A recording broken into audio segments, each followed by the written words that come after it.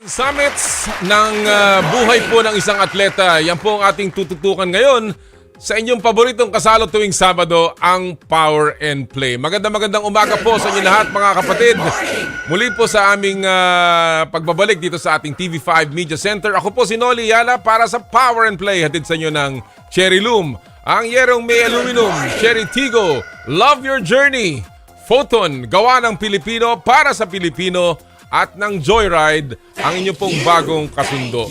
Magandang umaga po sa inyo lahat mga kapatid. Kamusta po kayo lahat sa isang napakagandang Sabado ng umaga muli? Medyo wala yung ating intro ngayon at medyo nagkaroon tayo ng konting technical problems. Pero kami po ay muling natutong makasama kayo. Lalong-lalo na po ang ating mga suki sa 105.9 True FM, sa True TV at sa 1PH on Signal TV. And of course, ang mga nanonood po sa atin worldwide sa Facebook Live. Of course, yun din po mga nanonood bukas, Sunday, sa ating Sunday replay ng Power and Play sa RPTV Channel 9. And of course, hindi po makukumpleto ang ating huntahan ngayong umaga kung hindi natin po kasama ang ating kaibigan at partner, the man for all seasons, Jera Season. Magandang umaga, partner. Good morning, partner. Good morning sa lahat ng mga nanonood. Ito po, balik po kami sa studio, live.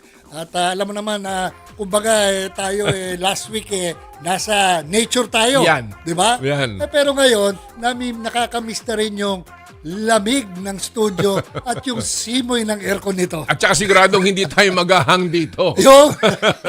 But last week tayo nasa bundok. Yan ang pag-uusapan natin, partner. Yeah. The summits, the peaks ng isang karir ng atleta. Yeah. Dahil po mamaya, ang ating makakausap ay yung pong dalawang Pilipino na umakyat ng pinakamataas na tuktok sa mundo, yung pong Mount Everest. Mahigit 29,000 feet.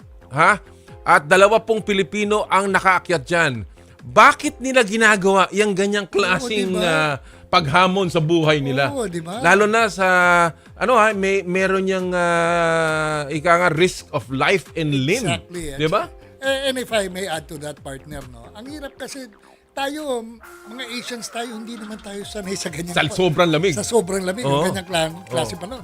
Tayo nga, pumunta lang tayo sa Amerika, madali mag-dry yung skin natin. What more yung ganyan pupunta ka sa Mount Everest? Kaya nga Yan po ang ating tututukan mamaya, kung bakit ang mga atleta ay naghahangad ng ganyang klaseng mga hamon. Minsan po, hindi physical na hamon Minsan hamon lamang sa kanilang katauhan, sa kanilang personalidad, sa kanilang pamilya. Katulad din po ng ating magiging kasama mamayang second hour, si Arvin Tolentino, ang dating best player of the conference mula sa Northport, na ngayon po ay nasa Korea na. Ayan, another hamon yan sa kanyang pagtahak ng isa na namang peak sa kanyang career, partner. Totoo yan, partner, dahil katulad tayong dalawa, tuwing Desyembre lang tayo may hamon. Ito, mas magandang hamon to. Araw-araw. Hinahamon yan. Hinahamon. Tayo hamon.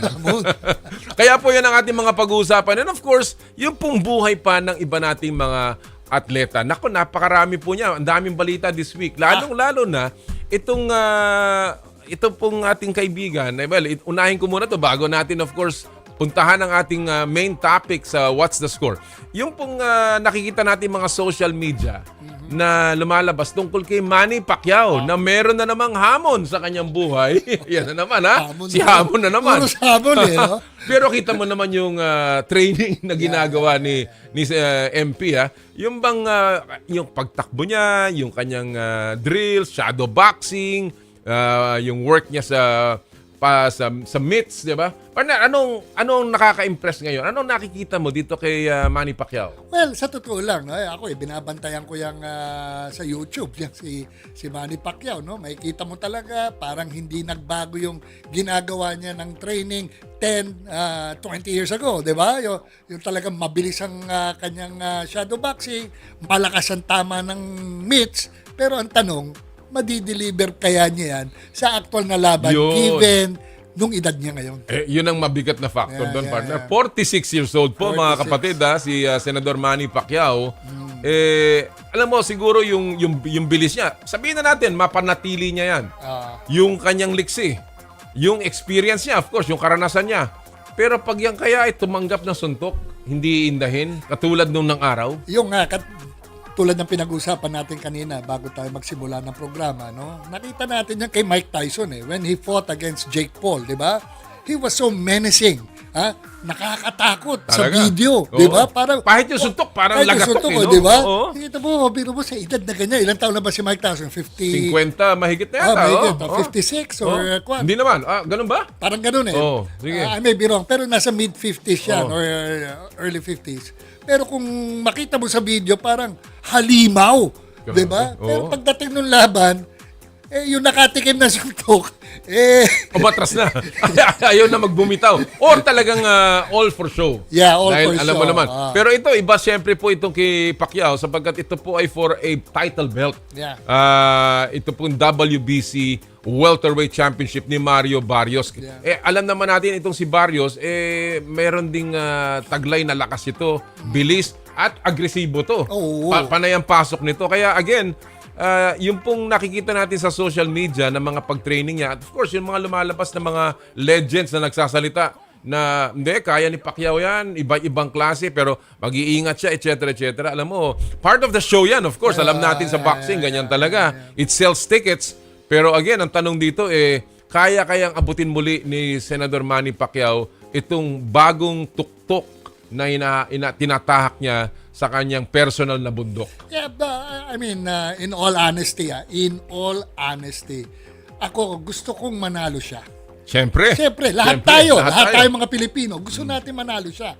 Pero ang tanong, ano yung chances? What are the chances of him beating Barrios? Talaga. Given all these advantages and disadvantages. No? Well, mga kapatid, malalaman po natin yan in about a month and a half. July 19 po ang laban ni Manny Pacquiao kontra kay Mario Barrios for the WBC Welterweight Championship of the World. Kaya tayo po'y magdasal para sa ating pambansang kamao. Of course, kinakamusta natin or kinakongratulate po natin din ang ating namang Olympic gold medalist na si Kaloy Yulo na sa kanya pong pagkakakuha ng bronze medal sa 2025 Artistic Gymnastics Asian Championships doon po sa South Korea. Congratulations. Again, another peak sa career ni Kaloy Yulo. Of course, lagi tayong umaasa syempre na ngayon siya ay Olympic gold medalist. Laging ginto. Pero alam mo sa gymnastics,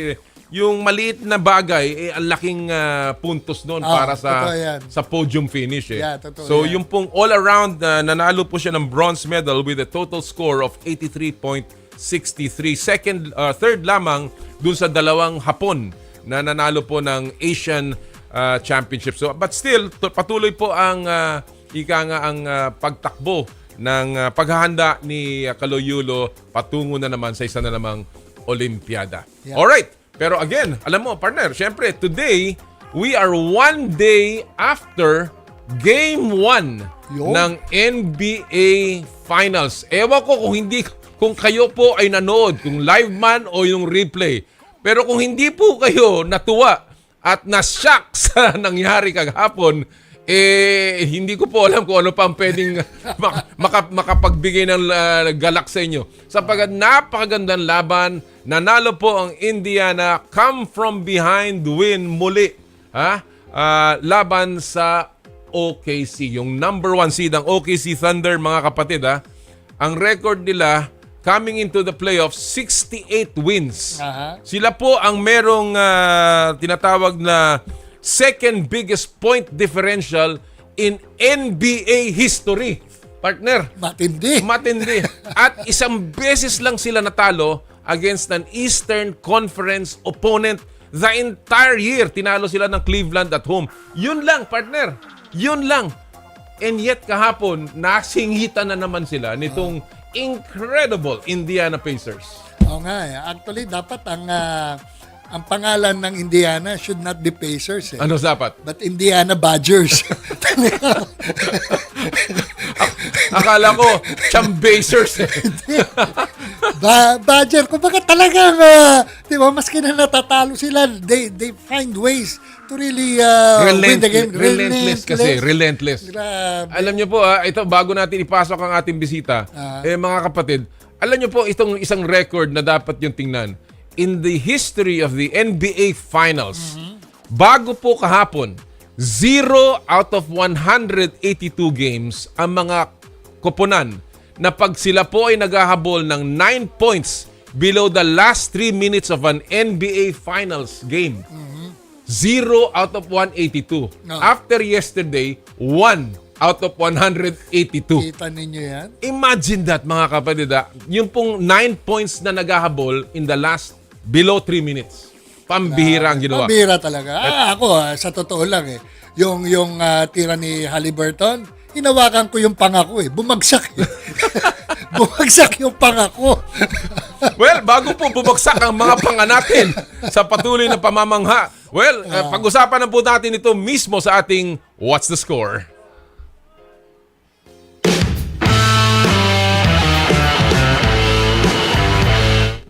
Kagaya po ng aming pinag-uusapan, nagulat sa isa na namang classic comeback ang Indiana Pacers matapos pataubin ang title favorites na OKC Thunder. 111 to 110. 1 point lamang ang panalo po, mga kapatid. Pinukol ni Tyrese Halliburton ang game winner with 0.3 seconds remaining. The only time na lumamang ang Indiana sa buong laro.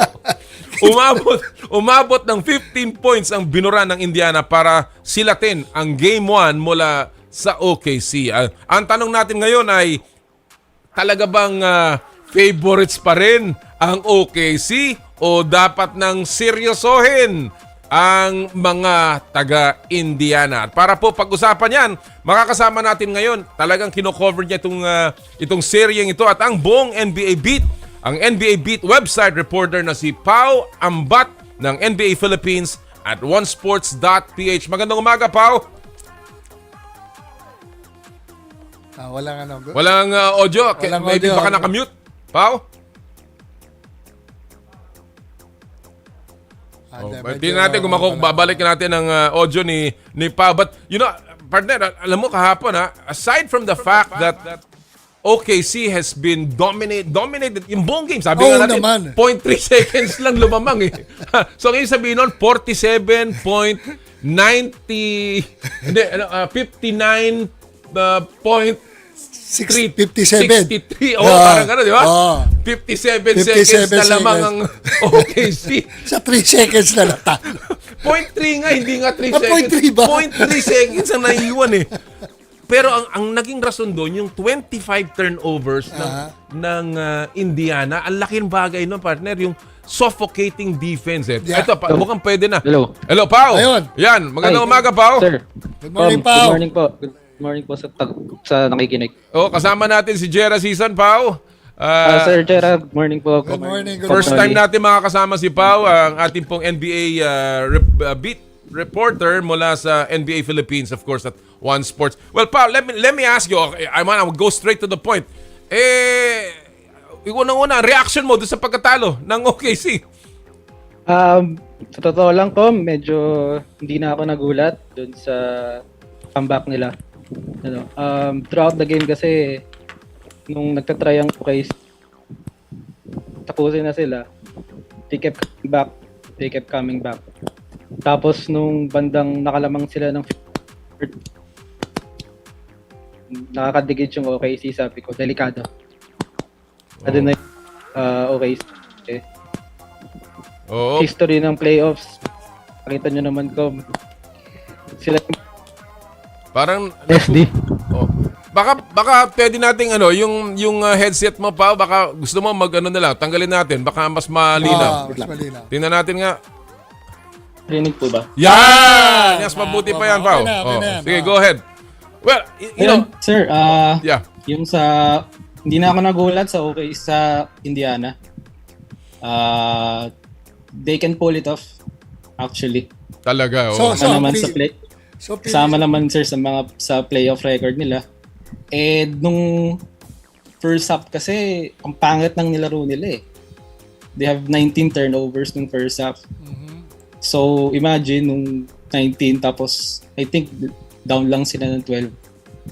And, Rick Carlisle bilang ay veteran coach, may adjustments. Eventually, nung nakakadikit-dikit na nung fourth. And,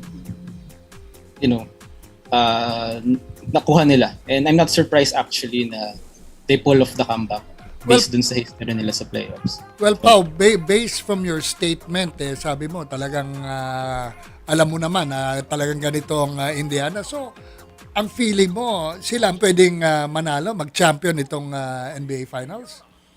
Sir, for me, it's a best of 7 series. But But who do you favor? I don't think Indiana can beat OKC 4 times in the series. Okay. So ito parang aberration to para sa iyo, Pao. Sa tingin mo, this is a one-off para sa Indiana? Sa totoo lang, sir, hindi na ako nagulat nung nanalo sila ng isang beses sa road sa OKC. I expect nung game 1, parang feel out game 1, OKC will win, impose their defense, and probably sa game 2, doon makakasilat yung Indiana, either kung close game or kung makaka-pull away sila. I think game 2 yung parang may kumpiyansa na ko na makakaisa yung Indiana. In game 1, before the series, feel ko yung OKC yung mag-i-impose. Alright. Pero I think OKC will make some adjustments, they've been here before nung series nila sa Denver where they also lost game 1. I think nung kay Aaron Gordon. Oo, ganun din yun. It's a long series, sir, and let's see kung ano magiging adjustment ng OKC in the next. Pero credit to Indiana, they battled back, and it's a 48-minute game, so they didn't give up. Grabe. Well, may mga nagsasabi na ito daw sharing ito, yung magiging number 1 will should ang team na merong the best number 2. Ano ibig sabihin ko? Yun daw, alam naman natin ang stars nila is SGA para sa OKC at si Haliburton para sa Indiana. Ang sinasabi ng ibang eksperto is kung sino yung team na mas magaling yung second player ay maaaring magkampiyon sapagkat that seems to be the trend here. It is really the support for these two players na alam naman natin will be very consistent. And so far, kahapon, nakita natin ang laro muli ni Pascal Siakam kontra kay Jalen Williams. Your comment on that, Pao? Sa lang, sir, Pascal is a veteran. He knows what it takes to perform under the NBA Finals. Before also, he was hindi nga siya yung second star ng he was actually the second star ng Raptors, I think in 2019 with Kawhi. And doon sa nilaro ni Pascal, I think he can do it on a consistent basis based sa last series nila sa Knicks. And it's actually up to OKC kung ano yung magiging adjustments nila. Hindi lang actually kay Siakam, kundi dun sa ibang players like Miles Turner, kina Andrew Nembhard. They hit big shots din last in the fourth quarter nung kahapon game 1. And I agree with you, Com. SJ will do his thing. Tyrese Haliburton, yun yung isang concern sa kanya is yung consistency niya sa playoffs. He can drop a triple-double, walang turnovers last Knicks series, and then heading to game 1, parang he was nung first half, I think he was under 10 points. And I think it's nag-step up. It's not only Haliburton, it's yung other players. Other players. Who can step up. Kasi I think Haliburton was quiet in the first 3 quarters, 3.5. Oh. And pagdating sa dulo, when you take a shot, yun yung problema rin kay Haliburton. He can set up and he can make his own shot. So shot creator siya. And yun nga, I agree with you, Com. Sa yung play of the others, the other role players will also be a big factor heading to the series. Whether it's OKC or whether it's Indiana. Yeah, actually, Pao, I agree with you. Yun nga pinag-usapan namin kanina rin ni partner Com Noli na I think game 2, OKC will win convincingly. Parang kumbaga based from their errors that they committed in game 1, 'di ba? I think they have to adjust and make some moves in order not to do that again. Oo. Actually, when you look at the numbers dito, ang dami nagsasabi, ang daming turnover ng Indiana. Actually, the total turnovers, 25 for Indiana, 7 lamang para sa OKC. It was the swarming defense ng OKC. But here's the glaring stat na napuna ko, no? 11 points lamang off the turnovers ang OKC. That means, kung kalahati man lang nung turnovers na nakuha nila, na-convert nila into points. Ilan na yun? 24 dapat yun. 11 lamang. And they only shot below 40% in this game. Yeah. On the other hand, itong Indiana, they had 18 3-point shots compared to only 11 ng OKC. That's a 7 difference of or about 21 points. Kaya kahit anong gawin ng OKC na lumalamang, kahit makuha nila mas marami silang, here's another glaring stat. In terms of possessions, 92 shots ang OKC at or rather 98, 82 lamang ang Indiana, 16 more shots ang OKC pero parehong conversion. So again, mas marami silang possession pero hindi nila ma-convert, Pao. And do you think that paano gagawin, how can OKC change this? Ano bang nangyari, nakita mong kakulangan ng OKC kahapon? Like you mentioned, yung sa turnovers, I think they're number 1 in forcing turnovers even the regular season and playoffs. So when you create turnovers kasi it's mostly it will be easy points. Kasi it will be transition points or whether it's a layup or anything na maka-convert mo. And I think bukod dun sa defense nila, I think they really pride themselves on being the number 1 defensive team. Is also yung easy points, the transition, the points of turnovers. Nabanggit mo ko, 25 turnovers. If you're an elite NBA team, you would probably converted almost half of it. Lalo na kung OKC ka. And also, OKC, hindi sila they're not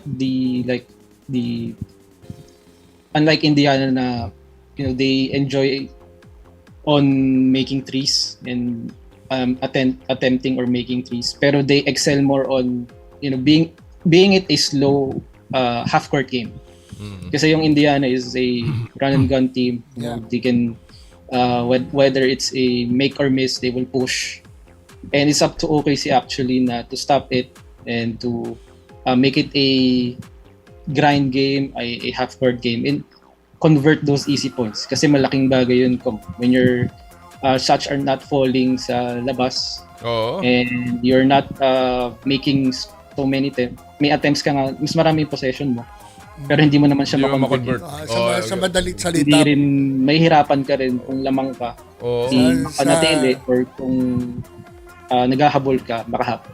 So yun lang yung concern ko sa OKC, but I think they would magkakaroon ng adjustment.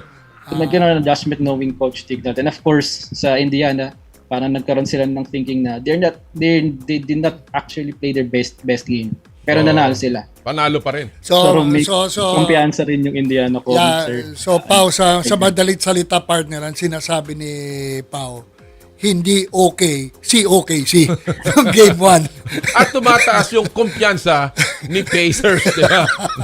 Kaya, so okay. So that being said, partner, should OKC be concerned na tumataas? Alam mo, before we go to that, I wanna point out one thing also. Experience ng coach dito. Kasi nabanggit ni Pao yung coach Mark Dagnall against itong si Rick Carlisle. Alam mo, kahapon napun ako na two things sa coaching ni ni Coach Mark. Una, pinalitan niya yung starting lineup, pinasok niya si Kayson Wallace. Inupo niya si Isaiah Hartenstein. Pangalawa, in the last 4 minutes, walang pinasok siyang malaki. Inupo niya si Chet Holmgren at saka si Hartenstein. He went small. And if you notice, one of the points na nakuha ng Indiana in that, unang-una, one shot at a time lamang ang OKC. Pangalawa, yung follow-up ni Siakam dahil walang tao sa ilalim, nakapagpalapit pa sa Indiana. Again, experience sa Pau. What do you think? Ito bang si Coach Mark is being out-coached as early as game 1? Sa totoo lang ko, I don't think parang sample size yung isang game for that matter. Parang siguro yung sa thinking ni Coach Mark, ano yung best possible lineup nila para makasabay sa OKC. Kasi if you match up Harkenstein kay Miles Turner, di naman natira sa labas si Harkenstein. So they have to go small para makalabas sila or para makasabay sila sa pace na OKC. And nung game 1, nung nalaman ko na si Kayson Wallace yung mag-start, parang doon na yung unang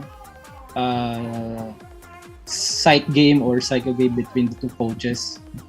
Kasi I think it's the very first time in the series playoffs that they started Kayson Wallace, and they go small because in the previous lineups against actually sa Denver, you have to minash up nila si Hartenstein, or he really played longer minutes. And alam na naman ko, even sir, sa ibang playoffs, it's all about matchups. Yep. So, yep. feel ko yung ginawa ni Coach Mark, nag-adjust muna siya and tinignan niya ano yung magiging play or yung chemistry nung lineup nung nandun si Kayson, and they lost. So I think it will be interesting na kung ano yung magiging adjustment niya for game 2. Tama. Game 2. Alright. They will stick ba or we will go big. And ano yung counter adjustment ng Indiana when it comes to pero ako Pao, I disagree, slightly disagree with you dahil magandang experience ni Coach Rick Carlisle, 'di ba? I mean, he knows, tulad na sinabi mo, he knows how to match up players. He knows how to take advantage of the current composition of the 5 players ng OKC. Oh. 'Di ba? And it showed. Nakita niya, nag-small ka, dito ko tabibirahin, 'di ba? So I think between the two coaches, mas may advantage si Rick Carlisle. And I also agree with Pau though na magkakaroon ng adjustment dito. Yeah. Kayson Wallace was a -13 in this game. Only 6 points. At tandaan nyo ang rebounding advantage ng Indiana was 56-39 in this game. And again, yung kakulungan ng isang big man sa loob was a big factor. Kaya andun lamang ang Indiana, they kept pace. No pun intended with OKC. Well, alam mo, very interesting. As a final question dito, Mark, you're still going with OKC kontra Indiana. In other words, this is going still to be defense over offense. Sa tingin mo? Sa akin, sir, I would still go with Indiana. With OKC in 6. In 6? Or in 7. But I wouldn't be surprised if Indiana will win game 2. Aba? What? Wow! So 0-2 pero makakabalik pa rin? Pero makakabalik pa rin? Apo. I mean, hindi po ako magugulat if Indiana would win game 2 and we got 2-0, or if OKC will win it. Kung ganun man yung ng 4 straight games. Wow! Big take.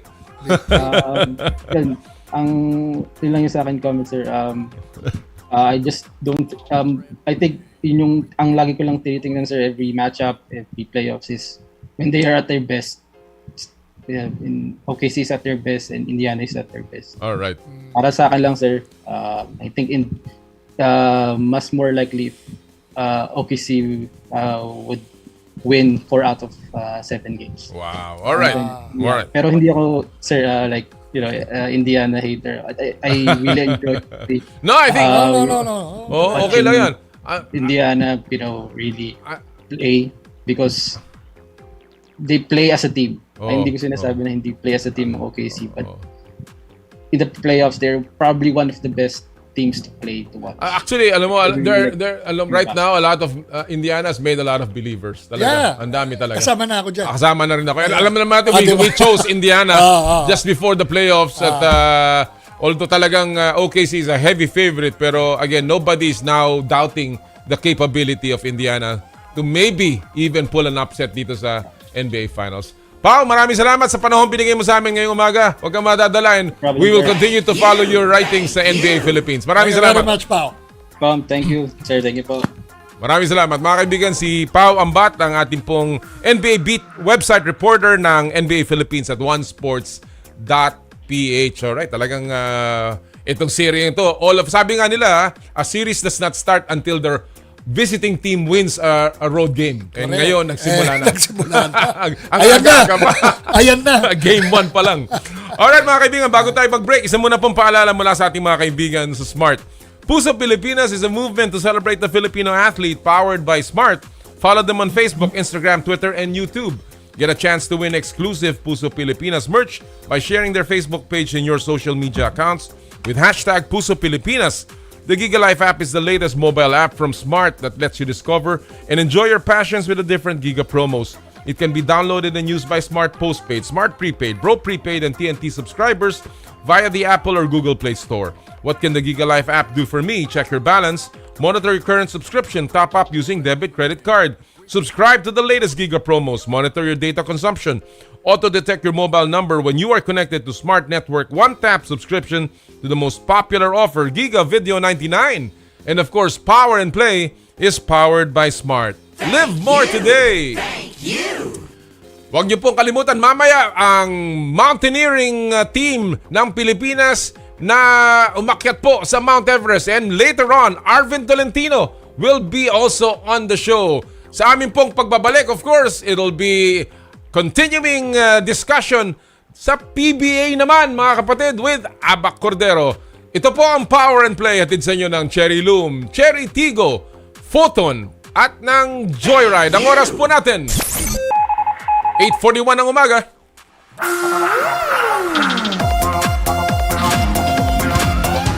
To be a voice of my generation, to inspire resilience in the face of roadblocks.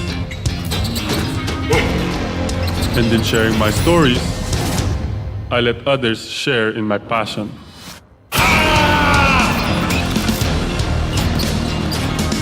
Follow Kai's stories on Twitter and share yours with Smart Double Giga Stories. Share 2 times the passion with 2 gigabytes for Twitter and more. Guaranteed every day, plus data for all sites. Simple, smart ako.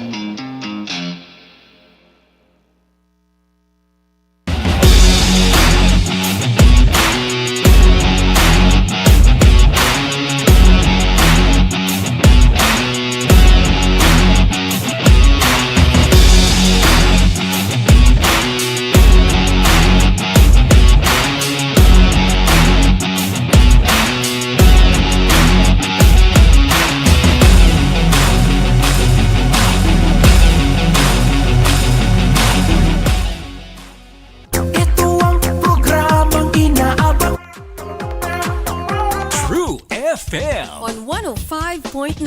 Dito tayo sa totoo. Pag mega fanalo, fandaming kasiyahan.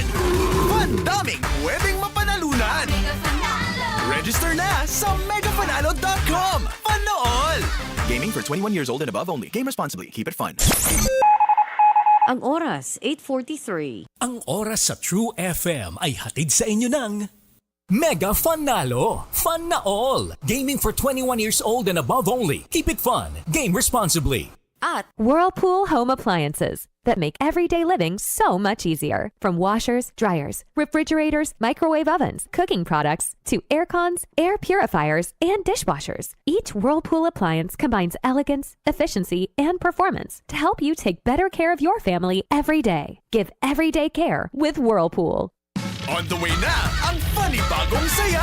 Mega Fanalo. Fandaming kasiyahan. Fandaming prizes. Register na sa megafanalo.com. Panool!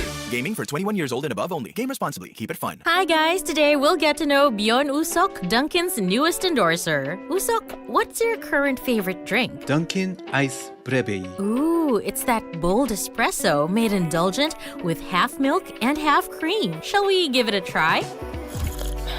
Mmm. Sarap! Rich, smooth, creamy. There's nothing like Dunkin' Iced Brevet. My new choice. Our new choice. Pag mega fanalo, fandaming kasiyahan. Fandaming pwedeng mapanalunan. Register na sa megafanalo.com. Panool! Gaming for 21 years old and above only. Game responsibly. Keep it fun. Whirlpool Appliances brings you a new era of home living, where we are all about sensing what matters. Elevating your lifestyle has never been easier. From Whirlpool washers that adapt to your laundry needs, to refrigerators that extend the freshness of your food items. As an American pride for over 110 years, Whirlpool is dedicated to creating innovations that truly matter. Experience the Whirlpool Sixth Sense innovation. Whirlpool, sensing what matters today. Making your world a little easier. Whirlpool. On the way na ang funny bagong saya. Mega Fanalo. Fandaming kasiyahan.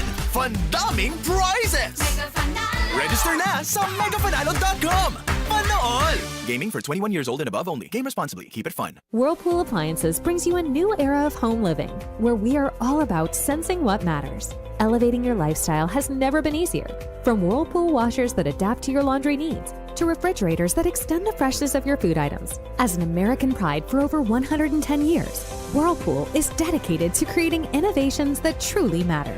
Experience the Whirlpool Sixth Sense innovation. Whirlpool, sensing what matters today. Making your world a little easier. Whirlpool. Pag mega fanalo, fandaming kasiyahan. Fandaming pwedeng mapanalunan. Register na sa megafanalo.com. Panool! Gaming for 21 years old and above only. Game responsibly. Keep it fun. Alam mo ba, hindi pare-pareho ang lahat ng generics na gamot? Gumagawa ang Rhea Generics ng mga world-class na produkto na ginawa sa parehong pasilidad ng mga brands na alam mo. Ibig sabihin ay nagbibigay sila ng parehong bisa at kalidad sa abot kayang halaga. Ang Rhea Generics ay gawa ng Pfizer, Viatris, Sanofi, GSK, Otsuka, Merck, Fresenius Kabi, AstraZeneca, Lundbeck, OEP, Boehringer Ingelheim at Bayer. Punta na sa Mercury Drug at piliin ang Rhea Generics. Ito ang Medifacts para sa Rhea Generics. On the way na ang funny bagong saya. Mega Fanalo. Fandaming kasiyahan. Fandaming prizes. Register na sa megafanalo.com. Panool! Gaming for 21 years old and above only. Game responsibly. Keep it fun. Fujidenzo believes that appliances are long-term investments, so it is very important to choose wisely. And what could be a wiser choice than using reliable, durable, and energy-saving appliances from Fujidenzo? Just like families and companies trusting Fujidenzo, you will see the difference when you upgrade your usual appliances to Fujidenzo HD inverter appliances.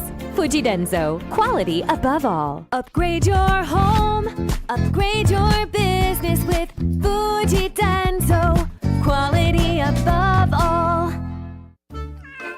Pag mega fanalo, fandaming kasiyahan. Fandaming pwedeng mapanalunan. Register na sa megafanalo.com. Panool! Gaming for 21 years old and above only. Game responsibly. Keep it fun. Prepare delightful dishes every time with Technogas Technique appliances. Experience excellent cooking results with Technogas Technique's premium selection of cooking ranges, range hoods, built-in hobs, ovens, and kitchen appliances. Technogas Technique combines elegance, functionality, safety, and durability to enhance your skills and passion for cooking. Make Technogas Technique your cooking partner and fill your kitchen with appliances made to last. That's the Technogas Technique.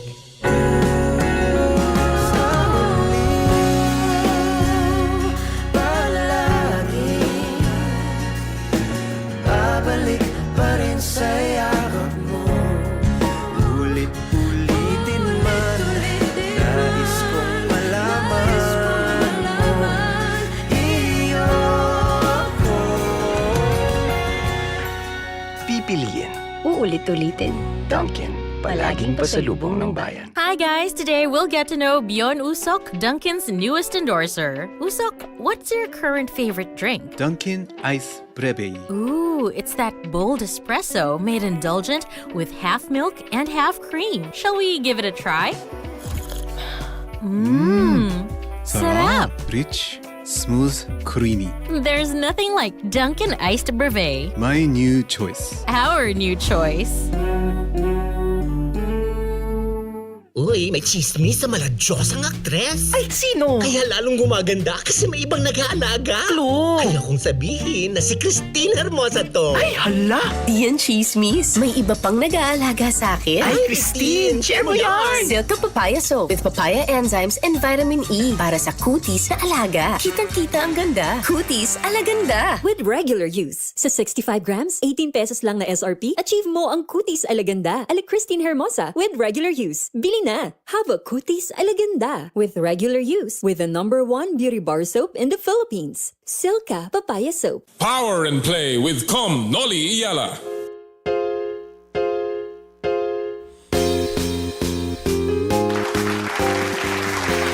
Mayang buntag kaninyo tanan sa lahat po ng ating mga suki sa Cebu City at sa Cagayan de Oro, and of course naimbag kabigat kada kayo amin. Sa lahat po naman ng ating mga kaibigan na nanonood sa atin sa San Esteban, Ilocos Sur, and of course sa Baguio City. Kamusta po kayo lahat, ating mga suki ng Power and Play? Partner? Maabigyak kaya kabosan at sa kayo namin, ditan, Lingayen, Pangasinan, ang isa sa may pinakamagandang coastline sa Luzon. Galing lang ako sa coastline eh. Kaya galing tayo sa LU. Alam ng mga Gen Z LU. Love you. And that's part of Lingayen Golf. Yes, hanggang Sambales yan. Napakaganda po at tayo'y tuwan-tuwa doon sa mga developments doon sa area yun. Oh, by the way, happy birthday sa ating producer. Na si Mike Santillan. Isang magandang tugtog dyan. Yan! Happy birthday, Santi! Paano ba yan? Nakalimutan ko ang aking cake na bigay sa iyo ng aking ni Irene. Kaya happy birthday na lang mula sa amin. Papadala natin yan. Pareho rin ako, Santi. Nakalimutan ko. Ilista mo na lang sa akin. Kaya I'll give it to you. Happy birthday. Happy birthday. Happy birthday sa ating hardworking na si Mike Santillan. And of course, happy birthday din kay Isaac Go na nagsasapit ng kanyang birthday today. At, si Coach Gold, Monteverde, kahapon. Go UP fight, ha? Coach Gold! Patatahimik-tahimik ka na dyan, ha? Hindi ka man lang nagpaparamdam, Coach Gold. Konting Chinese food lang ano dyan. ba naman Joke lang. At also, I'd like to greet a happy birthday sa aking batchmate nung high school, si Francis Kiko Gutierrez. Sila yung, alam mo, natatanim mo yung Gutson's Billiards. At Gutierrez and Sons yun. So, sa kanila yun. Sa kanila yun. Okay. And also, eto, isang veteranong broadcaster, si Jimmy Hill live. Si Jimmy birthday niya kahapon. Late night yan. Late night yan. At idol yan. Yan ang founder at ako'y nag-a-apply maging member ng UHAW. Member yan. Siya ang co-founder ng UHAW. Ang ibig sabihin ng UHAW ay Union of Husbands Afraid of Their Wives. UHAW. Parang takusa. Takusa. Pero ito, original to. Yung talaga, UHAW. Siya ang founding member ng UHAW. Idol, Jimmy. Huwag mo ko isama dyan. Alright, mga kapatid. Ngayon, itong susunod natin po mga kasama, uhaw din to. Uhaw din yan. Hindi, uhaw na uhaw man. Kasi mahilig to sa San Miguel Beer. Alam mo naman. Pero ating po pag-uusapan ngayon sa puntong ito ay ang napakagandang mga developments pagdating sa PBA, partner. Alam mo tayo, we are also, minsan, critical tayo sa mga nangyayari, but tayo po ay pumupuri din sa mga mahuhusay naman nangyayari dyan. And of course, yung gitgitan ng top 8 teams ngayon ay napakaganda. Halos lahat ng kuponan, of course, yung 4 na nalaglag na, yun nga yung tinatawag nating B-section. Kumbaga, nasa ano yan nasa... Malinaw na. Class B yan Ito yung mga Class A, di ba? At ito pong grupong ito, gitgita ng papunta sa playoffs. Ang tanong na lamang, kung alin ba ang magiging pwestuhan nila, ha? Bago pala yan, mga kapatid, ha? Siyempre, baka makalimutan natin ito at iniintay pa naman natin ang ating kaibigan. Ang ating pong Joyride Super App Top Up promo sa Power and Play. Again, napakadali po. Download lamang the latest version ng Joyride Super App. Kuha na ng screenshot ang app's home screen. Padala sa Power and Play FB page po yung screenshot via private message. Isama nyo po ang inyong buong pangalan at registered mobile number and you can win 1,000 pesos JR Pay wallet credits. na inyo po magagamit para sa motorcycle, joyride delivery, joyride motorcycle taxi, joyride taxi cab. Ito po yung regular na taxi ha. Joyride car ha, para pong Uber to. Joyride car. And of course, yung ating latest, yung Joyride Super Taxi. Lahat po yan mula sa Joyride Super App. Alright! Pinag-usapan natin ang PBA mga kapatid. Sino pa ang dapat natin kausapin kung hindi si Mr. Uhaw? Abac Cordero, ang ating po kaibigan. Abac, magandang umaga. Good morning po. Sino ba si Mr. Uhaw? Pinag-uusapan kasi ni Jera dito, si Jimmy Hill, yung ating kaibigan. Founder ng Uhaw. Wow. Anong Uhaw ulit, partner? Union of Husbands Afraid of Their Wives. Yan. Pero sabi ko, ikaw hindi ka uhaw dahil doon. Ikaw ay uhaw para sa San Miguel Beer. Di ba? Back. Morning, Tom. Good morning, Sir Jera. Magandang umaga. Well, bago natin pag-usapan ang magandang karera patungo sa playoffs, I wanna get first ang latest dito sa Mikey Williams at Jordan Heading situation. Na-approve na ng PBA at mukhang ni-activate na si Jordan Heading ng TNT. Pero kamusta? Ano ba balita mo kay Mikey Williams, Abac? Ako, not until we see him on the court, medyo tayo dyan eh. Tingnan natin. Basta mahirap kasi pilitin maglaro ang player sa ayaw paglaruan. So, I think it is a wise decision na rin. Matagal-tagal na rin yung telenovela na yan, So, I think they should have done it even much earlier than this, Oo. So, sa tingin mo ba ito ay hindi pa rin, wala pa rin kaliwanagan dahil sabi mo nga, until we see him on the court, walang, hindi pa totoo. But there are reports na pumirma na siya ng UPC. Wala pa bang report sa PBA ng ganyan? Mayroon na nga, pero kaya alam, unlike Jordan, he was showing up na, even sa practice. In fact, they were quite tight ni konti pang remnants nung injury niya, medyo impressive po siya. Oh. But on the side of Mikey, gusto natin talaga makita muna. Otherwise, sana converge. Huwag naman sila ma-trap, if already there's a signature on that dotted line, kasado na rin yan. Malamang kinausap na ng gusto ni Governor Delta. Oo. Kailangan nila sabagat naghahabol din ang converge patungo sa playoffs, partner. Yeah. Kaya nga, di ba? Alam mo naman, sinusubaybayan natin tong storyang to. Ewan ko kung may katotohanan na talaga yung personally, sino ba yung makikipag-usap talaga kay Mikey Williams, yung pinaka Big Boss. Si Mr. Dennis Uy. Makikipag-direct raw siya, communication with Mikey Williams para to seal the deal. Totoo ba yan, Abac?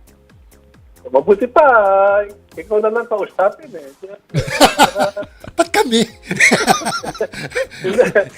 One thing dito, ang maganda dito sa Convert, talagang yung effort nakikita mo na gusto nilang magpalakas. Gusto nilang maging serious contender, unlike other teams, yung favorite ni Commissioner, hindi ba? Talagang itong Convert, nakikita mo, if they get good players, quality players, talagang they stick to them and they keep on finding ways na paano mapalakas yung team. Oo. Well, on the other hand, alam natin na natuloy na at naglalaro na nga si Will Navarro para sa koponan ng Magnolia. And yet, mukhang itong Magnolia ay nagtatatalo lately. Abac, ano ang nakikita mo, napuna mo dito sa adjustments na nangyayari sa Magnolia? Ito ba'y nakatulong sa kanila? In the long run, of course, it will help, because si will provide them younger decks. I'm not saying Calvin is no longer competent, but with age catching up on Calvin, gusto rin magpabata ng konti ng Magnolia. But itong recent decline nila, it's something that has happened before sa team. Remember, in one conference, they went 6-0 din yata, and then even missed the semis, I think, parang gano'n. And in contrast naman, ang pocket text naman ang sumasagit din. After a 0-3 start, a woeful start. Nagduda na lahat sa Grand Slam capabilities nila. Suddenly, 6 straight wins naman. 6-3 sila ngayon. Oo. At nagdagdag pa sila ng player. Dalawa yan. Actually, hindi lamang si Jordan Heading, kung hindi itong si Nieto. No? Mike Nieto. Si Mike Nieto. How big are those pickups ng TNT, Abac, para sa'yo sa kanilang Grand Slam drive? Ang malaki talagang, alam mo, si Chot, I'm sure yung drawing board ni Chot, punong-puno ng drawing. Ano? Talagang, even before, di ba, napalita pa nga, they were looking for Christian Stadharnier, di ba? Pero maganda sana. Tapos si Simon Enciso is trying to really prove his worth, ano? And he did the other night with 6 3-point shots yata. So talagang seryosong-seryoso itong TNT sa kanilang... dahil yung laban nila kagabi, talagang black and blue yung Blackwater. Binugbog. Binugbog ng TNT. Alam natin, isa lang team ang pwede mag-Grand Slam this season, talk and text lang. So, Oo. At ang sabi nga natin, that's the only remaining milestone na hindi pa nakukuha ni Coach Chot Reyes sa kanyang resume. Kaya napakalaki to. Although he denies it na ito ay part of the pressure, but obviously that's something that he will go for. Yeah. On the other hand, Abac, no, yung napupunan natin about Northport na nilipatan ni Calvin Abueva. Of course, mamaya makakausap namin si Arvin Tolentino, but you know, nawala dyan si Zave Lucero, nawala of course si Arvin Tolentino, at ngayon tinrade pa nila itong si Will Navarro, and there are now reports that they are looking like a team that is on its way out. Ano ba ang nababalitaan mo tungkol dyan, Abac? Ang dami nang nawala sa kanila, no? Like Terra Firma, a handful of franchise players na yan ang napakawalan or either lost by a trade or ganyan din ang Terra Firma, no? So, isa natin how it holds for Northport. Kung ibebenta na, ganun din. I'm sure there are more takers than teams wanting to settle. Well, Abac, no, speaking of Northport, at katulad ng sinabi ni partner dito, well, you were the PBA commissioner then when etong Shell at saka Santa Lucia, 'di ba? Umalis sa PBA. Kung hindi ako nagkakamali, initially nag-trade rin sila ng mga assets nila, so to speak. Yung mga first year players nila.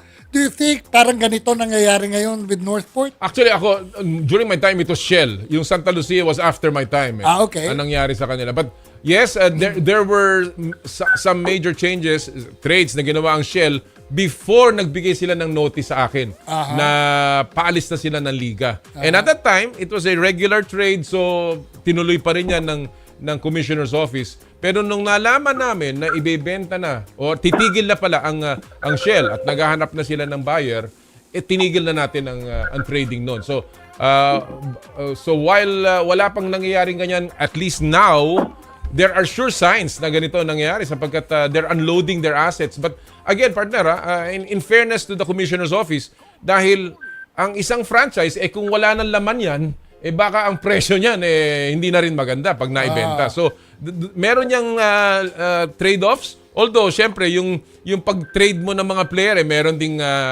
meron naman sila makukuha doon. Kapalit doon. Again, but we're seeing signs. Tama ka, partner. Tama ka. We're seeing signs. And I think Abac can remember this na ito ay sure signs na may nangyayari. At least pag ina-unload mo na ang mga assets mo. Di ba? Doon pa sa Terra Firma, partner, Abac, ganun rin ba nangyari? Bago sila nag-signify na gustong ibenta, or they will still continue trading players even though they signified na gusto nilang umalis? Matagal ang proseso di ba? Alam mo naman, there are always writings on the wall, among insiders na lalaman sa PBA, insiders and ganyan. Gaya nung sa Northport, if they are unloading, before selling, medyo tama si Noli, no? Bababa ang presyo dahil parang condominium, yung iba, they prefer fully furnished units, and others, mas gusto naman yung blank canvas, hoping may expansion pool or expansion draft. Pero anong latest sa terra firma, Abac? Kasi napabalitaan natin na itong Zamboanga Valientes ang merong inside track. At ba'y tuloy na ba? Ano bang latest dyan? Nagbigay na ba ng approval ang PBA? Madami na lumabas na storya kung Noli, no? That it's been sealed, no? The deal has been sealed. In fact, well, I don't really doubt this Valientes group more than yung Star Horse, ano? Medyo maaga nagkaroon ng inconsistency sa negotiations, ano? Mga hindi nila na-provide na documents or tingin ko, more on the logistical side, ano? Itong Zamboanga Valientes, I think can hold better than many of the teams knocking on the doors of the team. Well, alam mo, kilala ko yung Zamboanga Valientes, of course, ang Navarro family. But again, I hope suriin mabuti ng PBA ito because sabi ko nga, one of our discussions dito ni partner Jera, iba yung bibili ka lamang ng prangkisa at iba yung nagme-maintain at sinusustain ang competitive team for the rest of your campaign sa PBA, which is a minimum of 5 years. So again, I wish all of them the best. Pero sana, lahat ng gagawin ng PBA para sa ikabubuti ng liga. Yeah. Hindi yung ano. Well, anyway, partner, Abac, ito, before I let you go, dikit na dikit ang karera sa PBA playoffs. Is it right to say na 8 wins is the magic number dito para makakuha ng twice the beat? Doon sa 4 slot, yes, 8 I think is a good number. Swerte pa yan. So ang NLEX pa lamang ang meron sa tingin mong twice the beat dito, Bac? Sino susunod na pwede maging twice the beat? Yan. Ang tanong. Yan. Ang token tech, konti na lang yan. With the way they're playing, talagang tingin ko, maaabot na at 6-2 with 3 games left. They can win. Tingin ko, ang 7, baka makuha pa ang number 4. Aha. Ang mukhang hindi nila makakaabot sa 8 ay ang Meralco. Now, pero among all these teams, kasi nakikita natin, ang Magnolia, TNT pa makakalaban yan, although they only need 1 more win. Itong Barangay Ginebra, mabibigat din, TNT at Raynor Shine ang makakalaban. And of course, ang isa pang hindi nakakaabot na is Converge, hindi nakakaabot sa 8. So, ang tingin mo, Abac, ito bang San Miguel, may possibility pa to dahil ang makakalaban nila, Raynor Shine, Converge, at saka Northport. Mamaya ang San Miguel. So, you think itong San Miguel has the best chance to make that twice the beat? Ako, it will be medyo mahina pero knowing San Miguel, kung ang makakalaban naman nila sa quarterfinals, it's a team that they can exploit their baka kahit hindi sila twice to beat, baka pwede pa pumasok sa semifinals. So pestuhan lang. San Miguel is always a contender pagdating sa all Filipino. Correct. At saka alam mo, ang hirap kasi piliin talaga kung sino makakalaban mo. So bottom line, partner, Abac, ang pinaka-challenge dito, kung makakapasok sa semifinals, ang 2 lone wolves. Yung Converge at saka Raynor Shine. Actually, mabigat yun. Pero sana, dahil last conference, isa lang ang pumasok, no? Pumasok lamang ang Raynor Shine. Parang ganun rin yung storya. Ganun na naman ang storya. And that's why, yung pagpasok ni Mikey Williams sa Converge will be important. Although alam nating, hindi pa to really in shape, malamang. But it'll be important sa kanilang push patungo sa semifinals. Well, as a parting shot dito, Bac, I know that ikaw ay sumusunod sa mga kwentong Manny Pacquiao. And we were talking about this kanina tungkol sa mga posts online na nakikita natin sa paghahanda ng ating pambansang kamao. Ano ang napupuna mo kay Manny Pacquiao? How do you see him? Matagal mo sinundan to sa mga laban niya. Nakikita mo ba yung mga nakita mo nung araw? At maganda ba ang aura ni MP? Maganda. Alam mo naman si Senator, the ethic, the work ethic, diyan siya talaga very religious, When he trains harder than anybody else. Sabi nga ni Papa Aram, I've never seen any athlete, whether in the NBA, the NFL, or boxing, that trains harder than Manny Pacquiao. But with age, alam mo, sabi nila, these great boxers will always look good in training, ano? But the real age will show on fight night. But si Manny Pacquiao, with power, alam din yan among boxers. The last to go is the power. Oo. But ang maapektuhan, I'm not saying these are not crucial factors, but the speed, the reflexes, the timing, and the ability to take a solid punch, yan ang pwede maapektuhan. But I'm not saying walang chance si Manny Pacquiao dito, because if he catches Barrios with one or two solid punches, may paglalagyan din yung tao dahil may history si not Sonny Barrios, si Mario Barrios. Panalo na si Pacman kung si Sonny Barrios sa kalaban. Kaibigan natin. Oo naman, kaibigan natin. Yung kalaban naman, Ricky Vargas naman. Si Barrios. Dati may kalaban, Vargas. Pero Abac, kasi ikaw sinundan mo ang career ni Manny Pacquiao. Bakit? Ano sa tingin mo ang nagtutulak kay Pacquiao na lumaban pa muli? Ngayon na sementado na yung legacy niya wala na siyang dapat patunayan. Ano sa tingin mo, Abac? Dahil you really covered him closely. Alam mo kung ano yung thinking niya, ano yung importante sa kanya. What made him take this fight, Abac? It's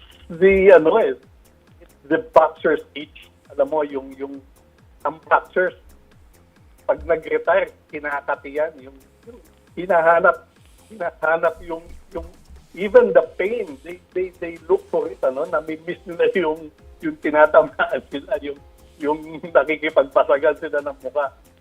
It is a machismo, pero sabi ng iba, hindi, kailangan ng pera, ganyan, kailangan bawiin yung nagastos sa eleksyon.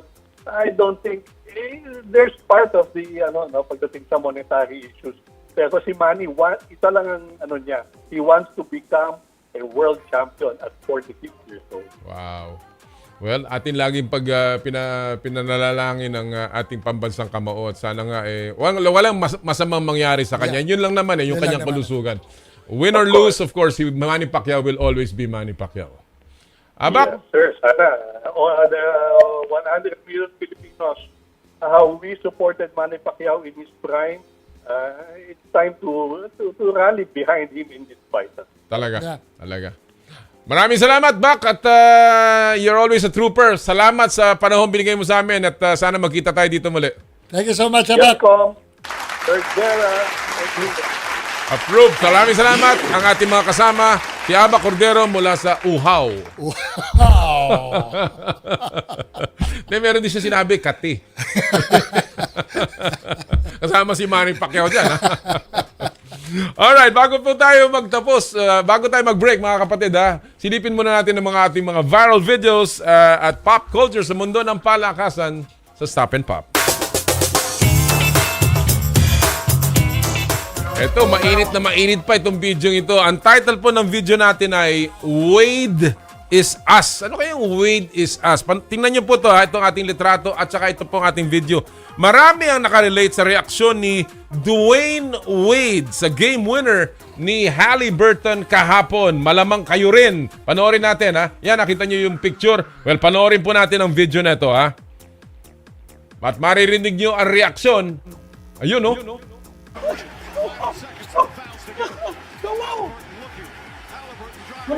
Come on!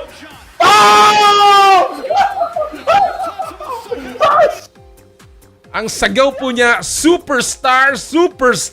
Gulantang talaga. Gulantang talaga ang buong basketball world. Ito ba yung most overrated? Okay. Oh, look at him. Tyrese Halliburton and Dwayne Wade's reaction sa Stop and Pop. Come on! Ikaw rin, ganun ang reaction mo, partner? Actually, edited yung video na yun. Bakit? Ako yung naka 3 points doon. Akala ko, nakita niyo yung pack mo ng bintis. Alright, when we come back mga kaibigan, Arvin Tolentino ang ating mga kasama at ang dalawang miyembro po ng Mountaineering team, si Jeno Panganiban at si Miguel Mapalad, yung pong mga umakyat na Mount Everest sa Power and Play. Hatid sa inyo po ng Cherry Loom, Cherry Tigo, Photon at ng Joyride. Ang oras po natin, 9:15 ng umaga. I dare to dream big. To be a voice of my generation. To inspire resilience in the face of roadblocks. And in sharing my stories, I let others share in my passion.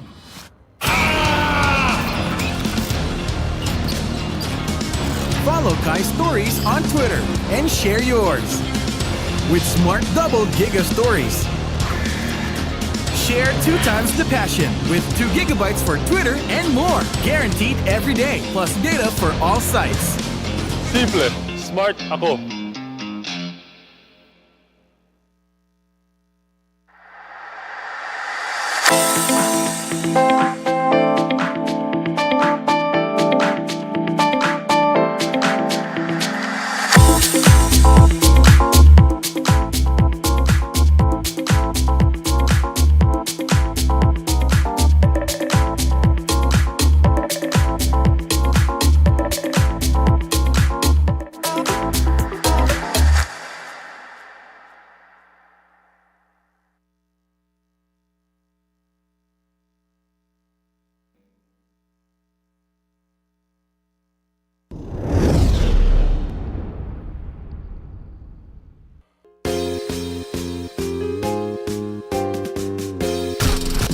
To the right, to the right! To the right of the FM band, True FM. On 105.9. Fuji Denso believes that appliances are long-term investments, so it is very important to choose wisely. And what could be a wiser choice than using reliable, durable, and energy-saving appliances from Fuji Denso? Just like families and companies trusting Fuji Denso, you will see the difference when you upgrade your usual appliances to Fuji Denso HD inverter appliances. Fuji Denso, quality above all. Upgrade your home, upgrade your business with Fuji Denso. Quality above all. On the way na ang funny bagong saya. Mega Fanalo. Fandaming kasiyahan. Fandaming prizes. Register na sa megafanalo.com. Panool! Gaming for 21 years old and above only. Game responsibly. Keep it fun. Prepare delightful dishes every time with Technogas Technique appliances. Experience excellent cooking results with Technogas Technique's premium selection of cooking ranges, range hoods, built-in hobs, ovens, and kitchen appliances. Technogas Technique combines elegance, functionality, safety, and durability to enhance your skills and passion for cooking. Make Technogas Technique your cooking partner and fill your kitchen with appliances made to last. That's the Technogas Technique. Pag Mega Fanalo, fandaming kasiyahan. Fandaming pwedeng mapanalunan. Register na sa megafanalo.com. Panool! Gaming for 21 years old and above only. Game responsibly. Keep it fun. Hi! Christine Hermosa po ito. Ang family soap namin, di mahal. Pero ang nakukuha namin, priceless. Hi, Christine! Looking younger every day, ah. Fresh. Laging blooming. Ang kinis. Grabe, kaya lalong in love sa'yo si Oyo eh. Ganyan pag ang kutis, alaga. Kitang-kita ang ganda. Silka Papaya Soap with regular use. Sa 65 grams, 18 pesos lang na SRP, achieve mo ang kutis alaganda ala Christine Hermosa with regular use. Bili na! Have a kutis alaganda with regular use with the #1 beauty bar soap in the Philippines. Silka Papaya Soap. Ang oras, 9:18. Ang oras sa True FM ay hatid sa inyo ng Whirlpool Home Appliances that make everyday living so much easier. From washers, dryers, refrigerators, microwave ovens, cooking products, to air cons, air purifiers, and dishwashers. Each Whirlpool appliance combines elegance, efficiency, and performance to help you take better care of your family every day. Give everyday care with Whirlpool. Uy, may chismis sa maladyosang aktres. Ay, sino? Kaya lalong gumaganda kasi may ibang nag-aalaga. Clue. Ayaw kong sabihin na si Christine Hermosa to. Ay, hala. Di yan chismis. May iba pang nag-aalaga sa akin. Ay, Christine, share mo yarn. Silka Papaya Soap with papaya enzymes and vitamin E para sa kutis na alaga. Kitang-kita ang ganda. Kutis alaganda. With regular use. Sa 65 grams, 18 pesos lang na SRP, achieve mo ang Kutis Alaganda Christine Hermosa with regular use. Bili na. Have a Kutis Alaganda with regular use with the #1 beauty bar soap in the Philippines. Silka Papaya Soap. On the way na ang funny bagong saya. Mega Fanalo. Fandaming kasiyahan. Fandaming prizes. Register na sa megafanalo.com. Panood! Gaming for 21 years old and above only. Game responsibly. Keep it fun. Prepare delightful dishes every time with Technogas Technique appliances. Experience excellent cooking results with Technogas Technique's premium selection of cooking ranges, range hoods, built-in hobs, ovens, and kitchen appliances. Technogas Technique combines elegance, functionality, safety, and durability to enhance your skills and passion for cooking. Make Technogas Technique your cooking partner and fill your kitchen with appliances made to last. That's the Technogas Technique. Pag Mega Fanalo, fandaming kasiyahan. Fandaming pwedeng mapanalunan. Register na sa megafanalo.com. Panood! Gaming for 21 years old and above only. Game responsibly. Keep it fun. On the way na ang funny bagong saya. Mega Fanalo. Fandaming kasiyahan. Fandaming prizes. Register na sa megafanalo.com. Panood! Gaming for 21 years old and above only. Game responsibly. Keep it fun. Pag Mega Fanalo, fandaming kasiyahan. Fandaming pwedeng mapanalunan. Register na sa megafanalo.com. Panood! Gaming for 21 years old and above only. Game responsibly. Keep it fun. Celebrate the lives of your fallen family heroes at Tahanan ng Alaala in Himlayang, Pilipino.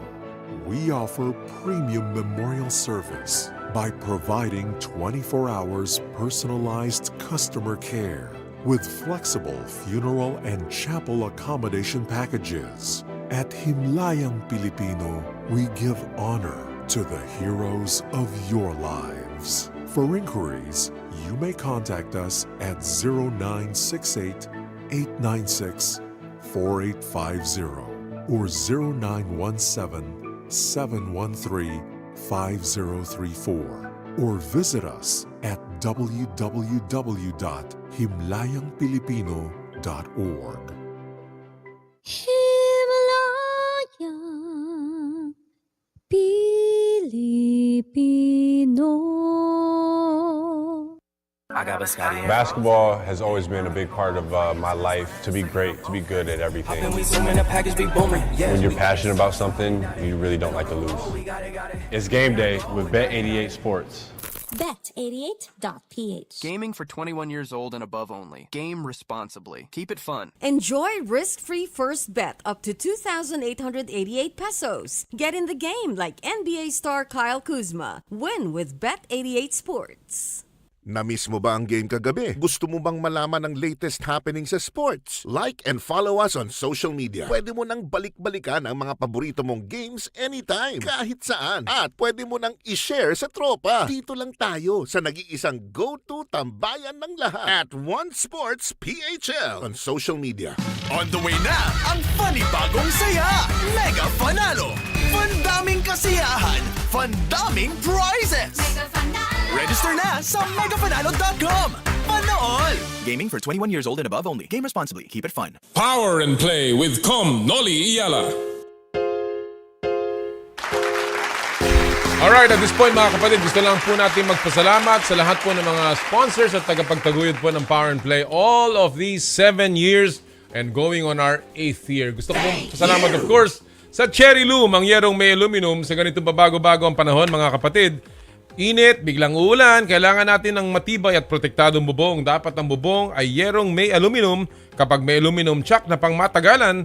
At isa lang ang alam kong dekalidad na yerong may aluminum, yan ang Cherry Loom. Tibay protektado sa pangmatagalang yero. Cherry Loom, ang yerong may aluminum.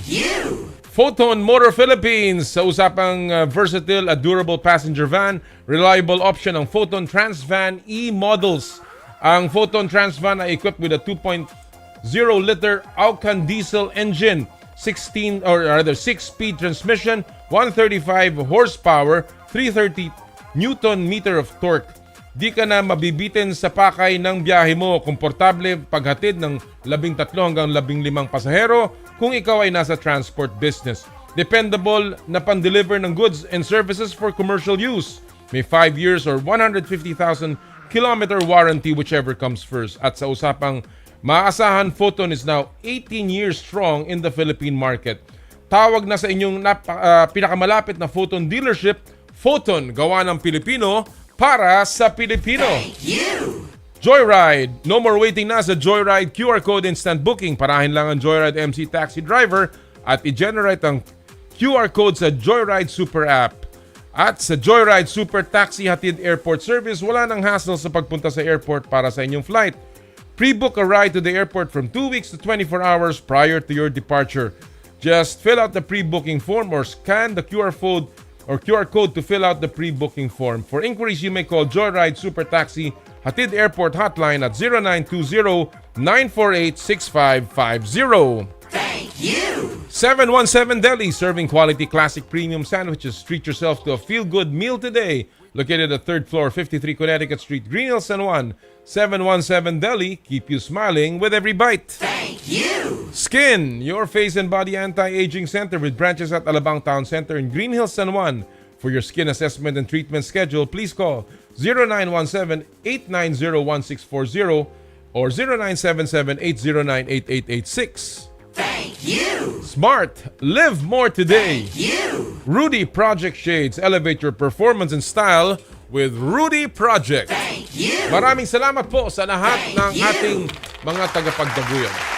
Alright, at this point mga kapatid, our next guest has been in the news lately. Yeah. Of course, ang ating pong theme ngayong araw pong ito is the mountains and the peaks. Ika nga, the summit of an athlete's career. At ngayon, isa na namang bundok ang tatahakin ng ating susunod pong panauhin. Siya po ay dating best player of the conference ng Commissioner's Cup, a 2-time PBA champion.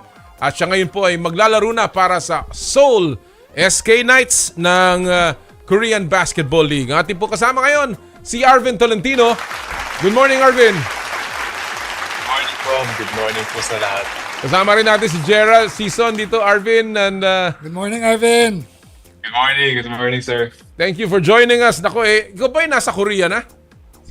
Hindi po. Nandito pa sa Pilipinas. Nandito pa. Alright, that's good. And I want to begin with that kasi kailan mo ba kailan ba, kwentuhan mo nga kami, kailan ba itong usapan ninyo na ikaw ay lalaro para sa Seoul SK Knights? Kailan nag-umpisa to?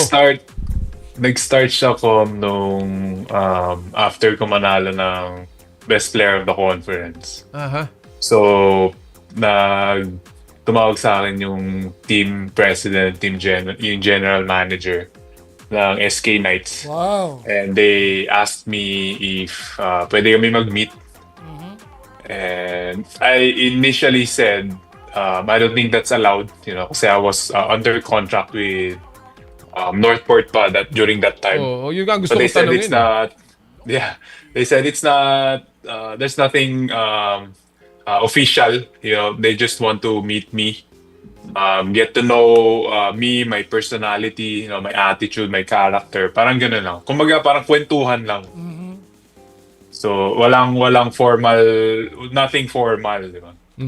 So sabi ko, okay, this is my condition, if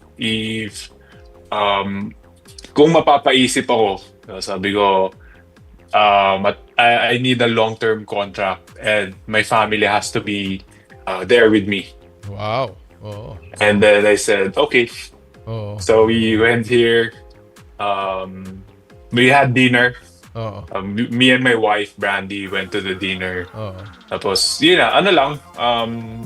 kwentuhan. We talked about basketball. We talked about the culture in Korea. And yeah.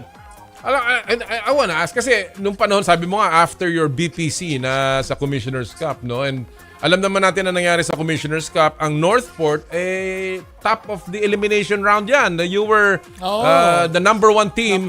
And of course, nagka-problema lamang sa semifinals at that time na kayo ay hindi nakalusot towards the finals. How big of an impact yung pagkatalo nyong yun sa iyong naging desisyon na lumipat ng team, Arvin? It was very unfortunate for us na kasi nakatapat namin yung Hinebra nung semis na niya. Very experienced.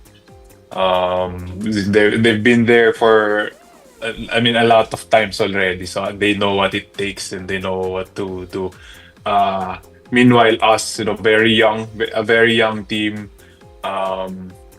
Most of us actually first time mag-semis. No.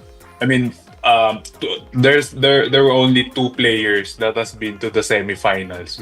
That was me and Paulo Taha.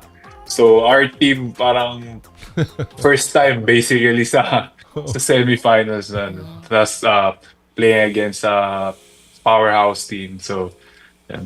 But the decision naman, parang wala naman siyang effect dun sa naging decision ko. I made the decision parang a month after that. Or more than a month after that. So, it was ang naging basehan ko lang, of course, is like kung saan mas komportable yung family ko. And I felt like, going to KBL is the better option, I think. Although during that time sobrang hirap talaga nung yung decision ko kasi of course I love PBA, dito I love the Philippines, dito na ako lumaki. Ito yung kumbaga comfort zone ko. So but inisip ko there's a new challenge waiting for me, there's a new opportunity, so why not try it. Arvin, I just want to kumbaga maraming chismis tungkol dito sa paglipat mo sa KBL, no? Number one, yung sinabi mong condition mo ng long term, your contract with with your team in South Korea, gaano katagal? And number two, maski na wag mo na banggitin, hindi ba nagbigay ng counter offer ang Northport when Soul Knights offered you this much and with the longevity of the contract? Wala ba nangyaring ganon? Well, first po, yung 3 years, I signed 3 years. 3 years. Kasi I feel like if my family is going there, parang medyo malaking risk if I'm gonna sign 1 year lang. And then, kumbaga parang ang laking tawag dito, jump nun and then after a year, what's gonna happen? Yeah. And especially I have 2 kids na bata pa yung maliliit pa. daughters ko, so kailangan ko talaga ng assurance, security for my family. Dagdag ko lang, Arvin, no? Yung bang tuition ng mga anak na mag-aaral dyan, sagot din ang team mo?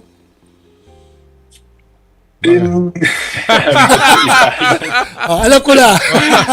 Alam na namin. Sige, going back to the counter offer. Next question, sir.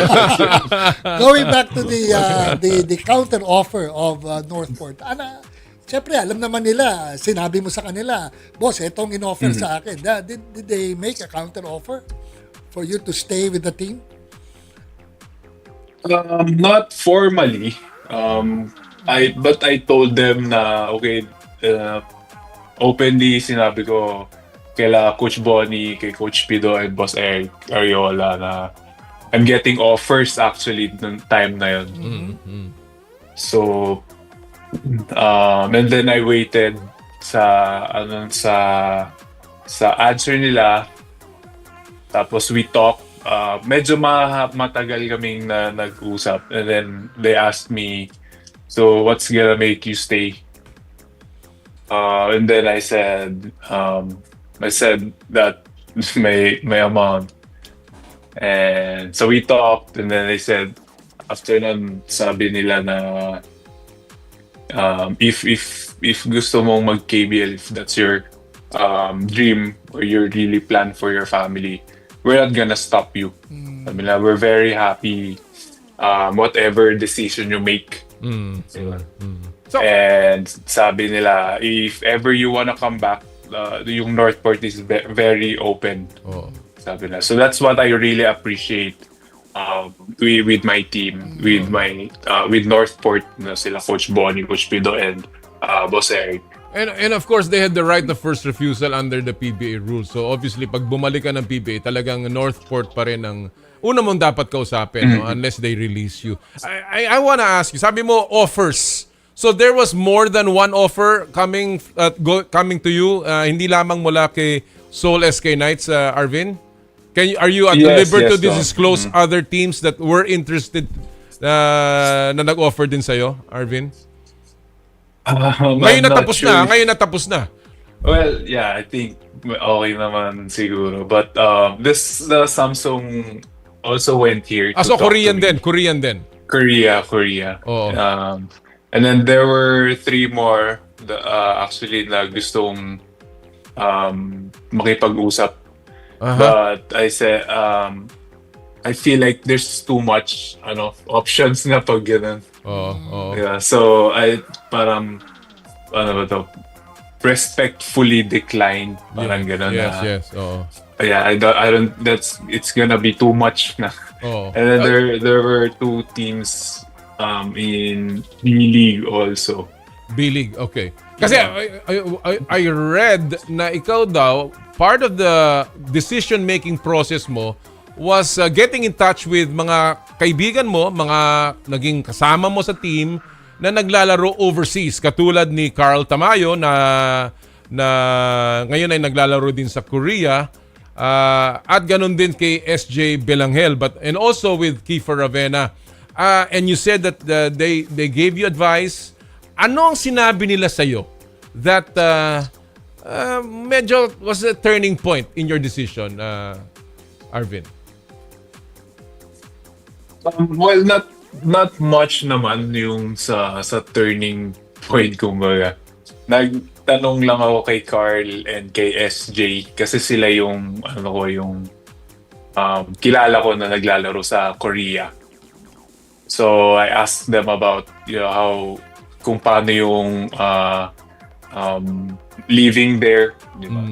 And then kung ano yung culture ng basketball sa kanila, kung ano yung culture ng Korean as a society, tapos kung gaano katagal practice, kamusta na si Carl kasi as a family also, so siya yung tinanong ko about that.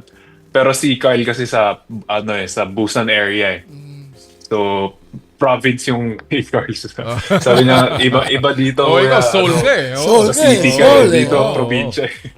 Same with SJ. So sabi nga, okay. So that's a big advantage pala na sa Seoul din yung team mo. Yung team ko. What about Kiefer? Ano sinabi ni Kiefer sa'yo? Si Kief ang lagi kong kausap ko regarding pag-transfer sa overseas. Kasi siya ata yung pinaka-experience dito. Siya unang-una. Yeah. So, siya yung lagi kong kinakausap pagka may tanong ako. Sabi niya, that's gonna be a big adjustment, mga ganon. Kasi, yung liga dun is a whole year. The one season is one whole year. Compared dito sa PBA, it's one season is 3 conferences. Right. So there's in between off-season rest like that. So kailangan talagang mag-alaga ng katawan. Ano ang biggest fear mo in terms of lifestyle change on a personal level? Halimbawa, yung pagkain, yung language, no? Hindi, kumakain naman ang samgyupsal yan. Maliban sa samgyupsal. Marami yung Korean food dito. I don't think that's gonna be a problem. But in terms of the decision itself, ano yung lifestyle change na medyo may konti kang agam-agam, Arvin? I think yung language.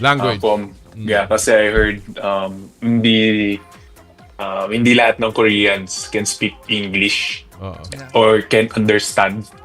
So that's one thing na medyo mahirap, yung language barrier. Nagko-Korean lessons ka na ba? May mga konti, mga Hindi, basic. palay ganun daw eh. Just in case. Palay ganun. I need to. Kasi yeah, of course. We're gonna be there for 3 years, so I need to learn like at least the basic ones. On the other hand, what are you most excited about going to Korea? Everything, I'm excited about everything, the new challenge and the opportunity. Yung culture nila yung basketball culture, I'm excited na matutunan. And then, of course, the KBL. Yung SK actually played in the finals last season, itong nakaraang season. And I feel like I'm gonna be a big help sa team, and hopefully makuha namin yung championship. Well, yeah. Kasi itong team na to, partner, is loaded. Sabi nga ni Arvin is they were in the finals, tinalo sila nung Changwon, no?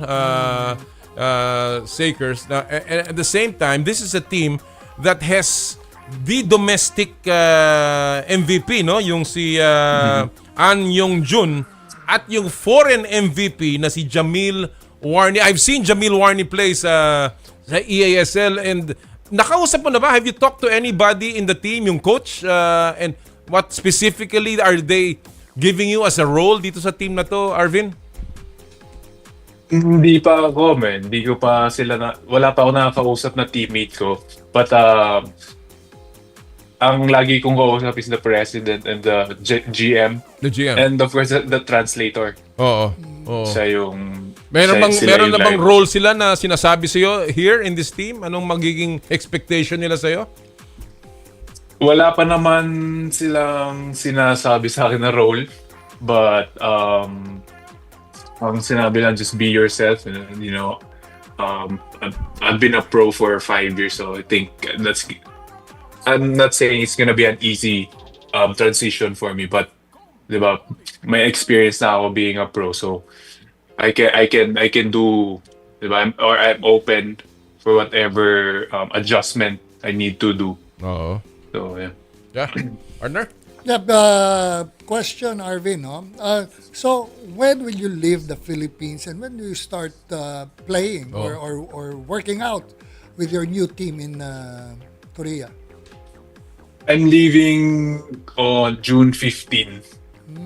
And then, pagdating ko doon, may mga medical paggagawin sa akin. And then, after that, I can start training na. But the team practice, I think, will start June 30. So I have mga 2 weeks to settle down and work on my body, training. Well, alam mo, sabi nga niya 5 years na siyang pro, Arvin, and I'm tempted to ask you this. 5 years, do you think naging stale na? You parang wala ka na ma-conquer dito sa PBA. That's why you also moved over there. And as a Asian import, sa tingin mo, mas iba ang pressure para sa iyo ngayon? Not naman nag-stale ko. Kasi I like to challenge myself, diba?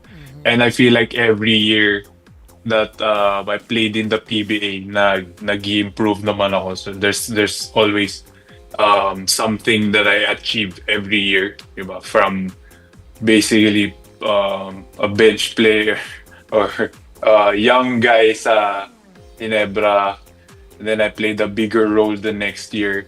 The next year I got traded to Northport. I played a much bigger role sa team, to a new team.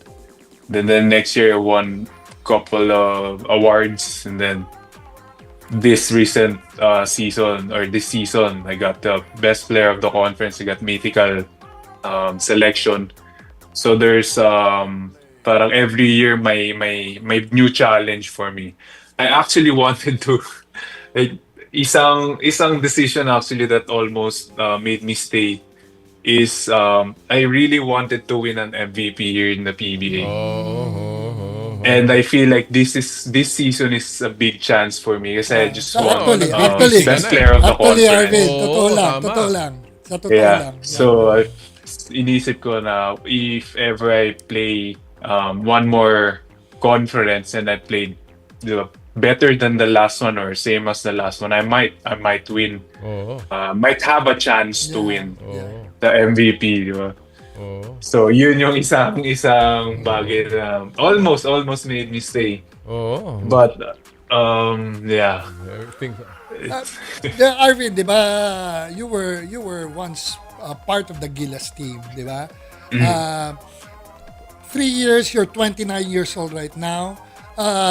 Let's say 3 years is a long and anything long can time. happen, long term. No? What if tinawag ka ng Gilas to play again for the national team? Are you still open for that? Very, very open, sir. I'm actually waiting, hoping. Still hoping na sana, di ba? Sana may dumating na opportunity na gano'n. Although, hindi ko rin masabi, I can't really say na if they call makakalaro because they have a commitment with SK. And of course, the KBL is one whole year nga yung liga. So, depending siguro on the availability. Pero kung available man, 110% I'll be there. Well, we certainly... I'll play. Alam mo, yung stint mo dyan sa Korea will certainly help you and will help the national team for sure. Kung ikaw ay magiging parte muli dyan. And of course, pagbabalik mo sa PBA, sigurado namang ikaw ay tatanggapin ng karamihan ng fans mo, ng lahat ng fans mo, and of course, ng buong isa ako PBA. sa fan ni Arvin. No, I've always admired Arvin when he was with Ateneo. I've always admired him. I knew that he was going to be a good player. Kaya nga ako nagtataka na binitawan siya ng Hinebra, but but he has done well for himself. Binitawan siya ng Hinebra, ngayon nasa SK na siya. SK Knights. Hindi, nag-Ateneo yan, Mike. Kasi sinasabi ni Mike Santillan, nag-FEU ka daw. Yes, FEU ka, pero Ateneo yan nung nagsimula. Kaya nung kami nakikita namin ang laro ni Arvin, bata pa siya, pero talagang iba yan, ibang maglaro. Arvin, all the best sa iyo and to the family. At Thank you. Keep us posted. Keep updating us sa yung mga mangyayari sa iyo. And we really wish you the best. Thank you so much. Maraming salamat. Mga kaibigan, ang ating pong dating two-time champion ng PBA, Arvin Tolentino. Maraming salamat, Arvin. Thank you. Arvin. Yan po mga kaibigan, all going na to Korea and certainly we wish him all the best sa kanyang paglalakbay. Alright, at this point mga kapatid, medyo tayo maghahabol ng ating dahil ang ating po makakasama ngayon ay ang mga umakyat ng Mount Everest. Hindi nyo po alam kung paano gawin yan, napakahirap. At sila po ang ating itatampok sa In the Spotlight.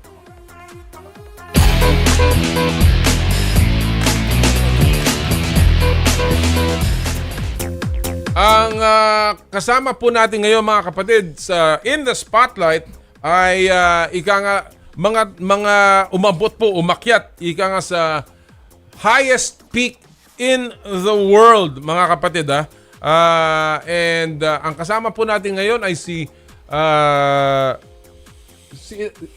Gerson Ignacio, si Jeno Panganiban at si Miguel Mapalad mga kapatid. Magandang umaga Jeno and Miguel.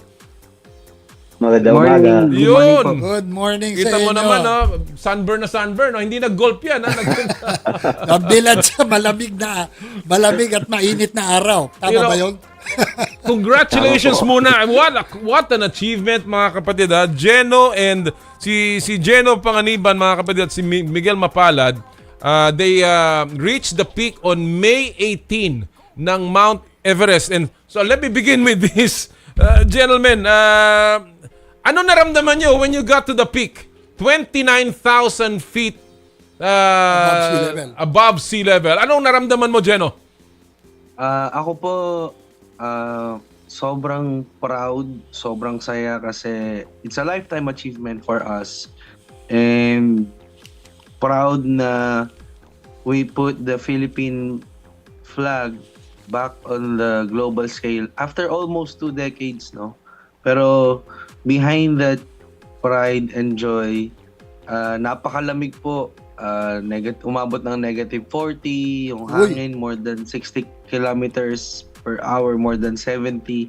So, we couldn't stay long for more than 20 minutes dun sa tok-tok, no?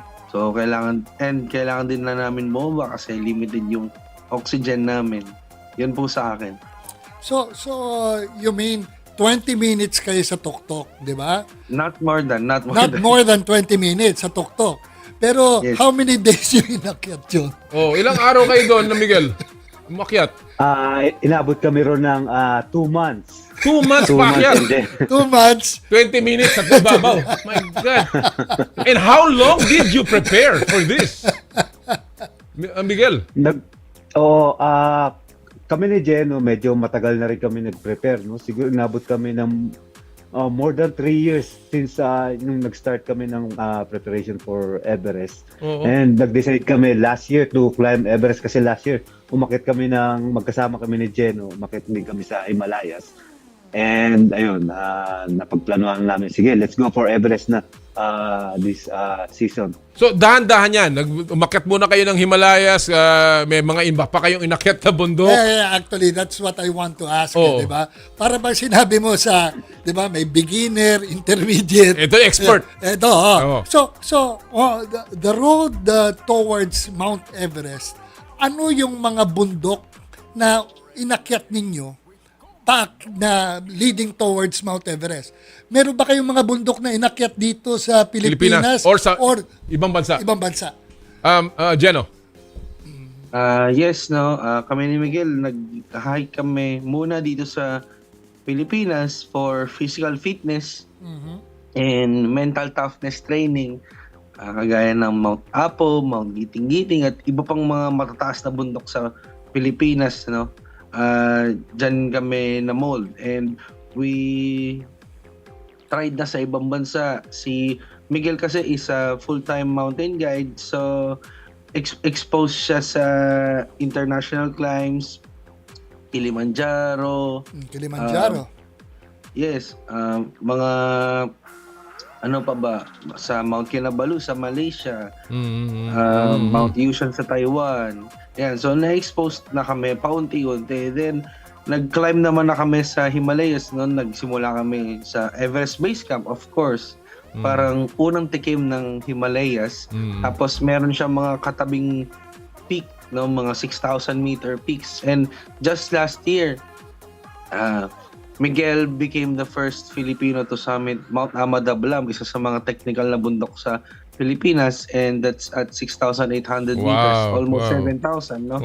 And before that, I was able to climb an 8,000 meter mountain, the 8th highest mountain in the world, Mount Manaslu. To na expose ako doon sa ganong klaseng klima, na train ako sa oxygen. Tapos yun, after summiting, kagaya na sinabi ni Miguel kanina, nagkaroon kami ng confidence na to goal for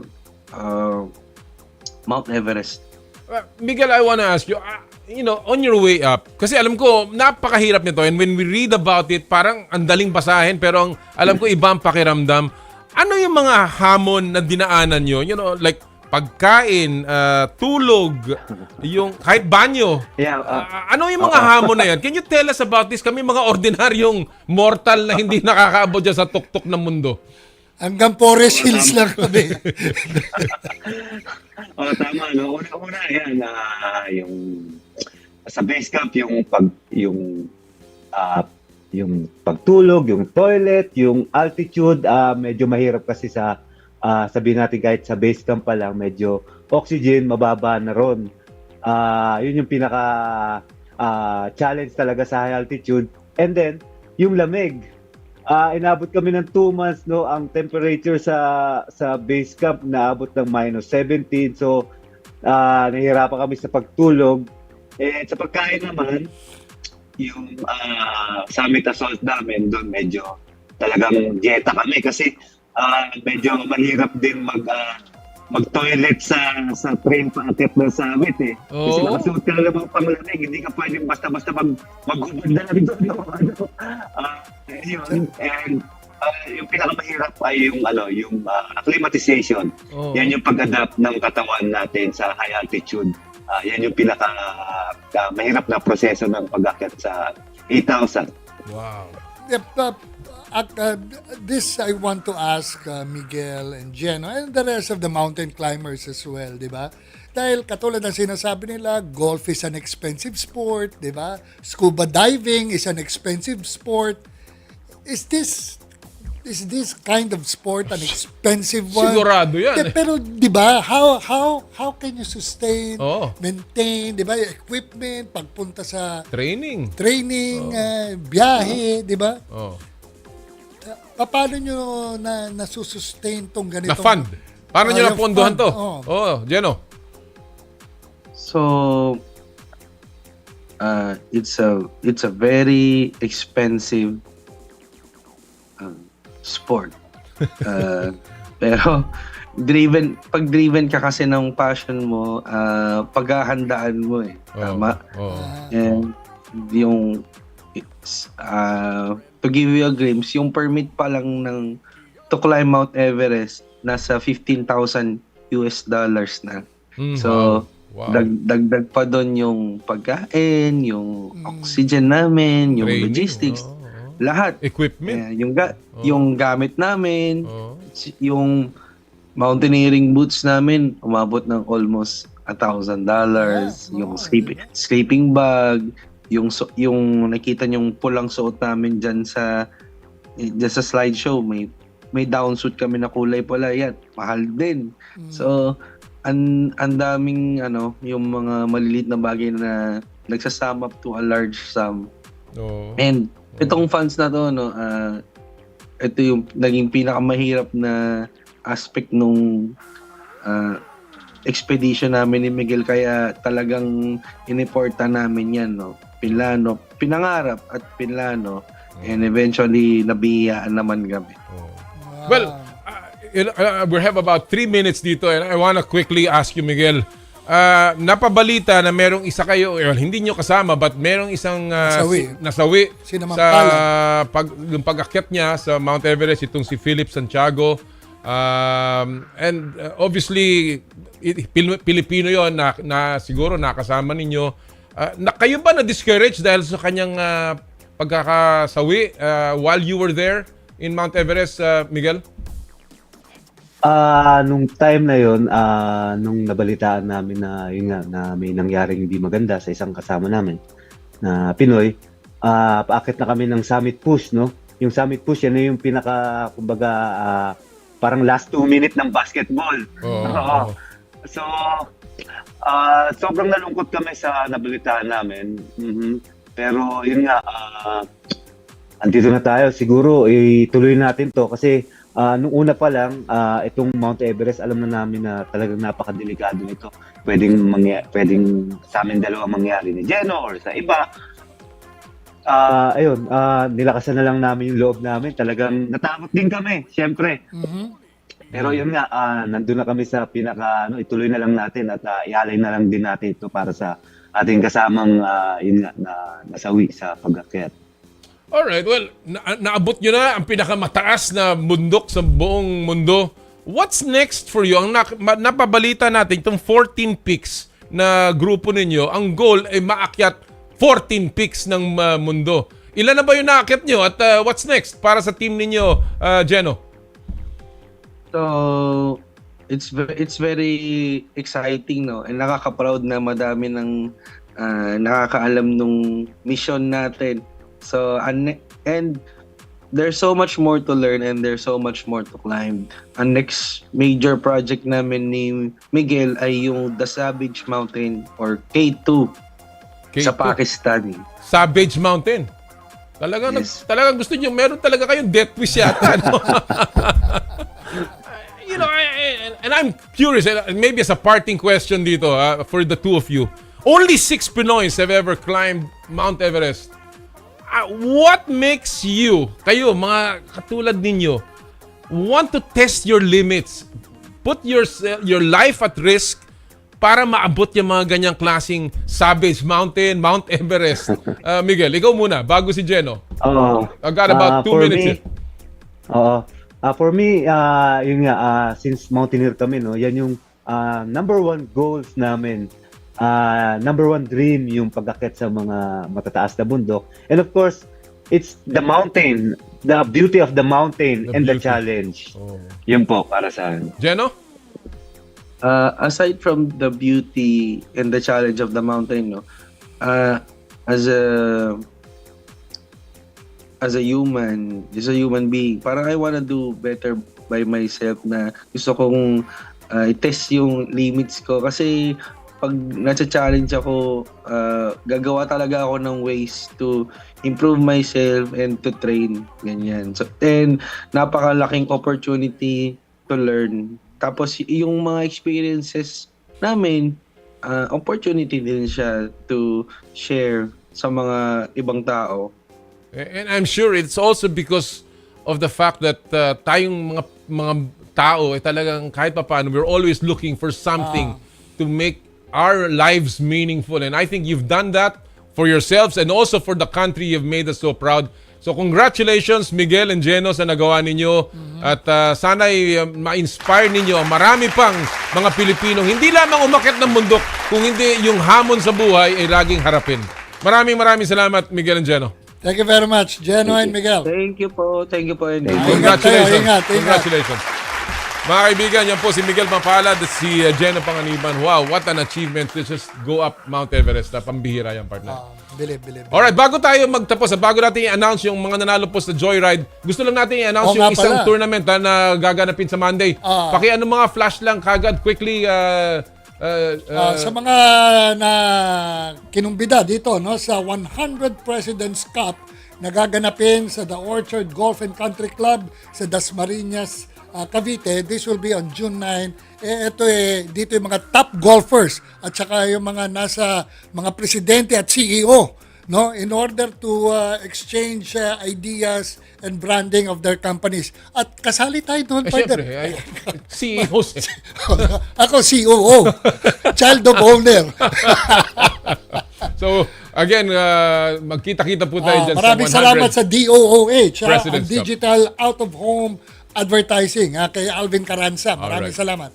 Alright, at mga nanalo po sa Joyride Top Up Promo, mga kapatid, si Gerson Ignacio, Paulo Estraniero, Ginia Nerias, J.M. Ortigas, at si Alex Jacinto.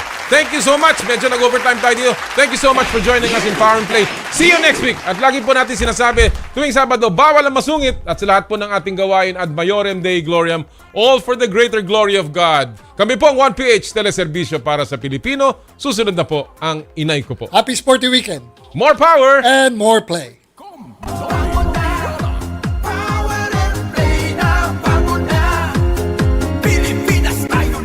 Sa kapwa ko Pilipino, ipagmalaki ang galing na meron tayo. Ilantad ang likas nating talento at magdala ng saya sa mundo. Sa harap ng pagsubok ay di susuko, para sa pangarap tayo'y porsigido. Magpakitang gilas na at huwag patalo, ipag-iwang natin ang Pilipino. Yan ang Pinoy. Mula noon at hanggang ngayon, talento natin ang bida. Mula sa simpleng bakuran hanggang entablado natin ipakita. May pagsubok man ng Pinoy, pinalalakas ng saya. San man tayo sa pulo, Chumbe, Sibay, Lakay, Amiga. Sama-samang pakita ang galing natin katropa. Sa kapwa ko Pilipino, Pilipino, yan ang Pinoy. Power and Play was presented by Cherry Loom, ang yerong may aluminum. Cherry Tigo, love your journey. Photon, gawa ng Pilipino para sa Pilipino. And Joyride, ang bago ninyong kasundo. Halina't makinig, talakayin natin ang laro. Gusto mo, pag-usapan natin, ibida ang hilig ng bawat Pilipino na merong taglay na galing. Bangon na, Power and Play na, bangon na. Power and Play. Bangon na, Power and Play na, bangon na. Pilipinas tayo na, bangon na. Power and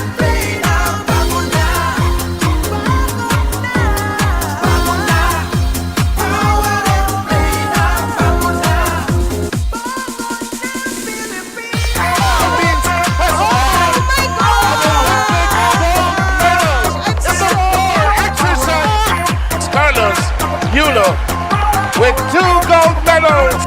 Power and play with Noli, Eala,